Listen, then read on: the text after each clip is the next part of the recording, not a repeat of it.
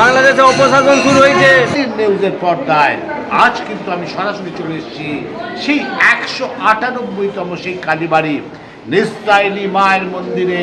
আজ সরাসরি ভক্তরা এসছে আর আছে সেবকরা।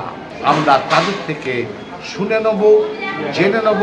সঙ্গে থাকুন, পাশে থাকুন। আর দেখতে হলে থাকতে হবে অল ইন্ডিয়ার পর্দা থেকে। আমি চিন্ময় প্রভু দাসকে বাংলাদেশ অ্যারেস্ট করেছে, এরপরেও কি ভারত বাংলাদেশের সাথে সম্পর্ক রাখবে?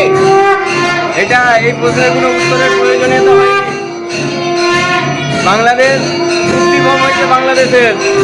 বাংলাদেশে অপশাসন শুরু হয়েছে। ওদের আসল ভালো খারাপ বিচার করার ক্ষমতা চলে গেছে। কোনো রকম সম্পর্ক রাখার দরকার নাই। যেখানে হিন্দু ধর্ম অপমানিত সেখানে যত রকম প্রতিবাদ করার দরকার করা উচিত। ভারতের যে ইস্কনের চিন্ময় প্রভুকে বাংলাদেশ অ্যারেস্ট করেছে এবং সেই নিয়ে বাংলাদেশে উত্তাল চলছে, ভারতে উত্তাল চলছে, এরপরেও কি ভারতের উচিত বাংলাদেশের সাথে সম্পর্ক রাখা?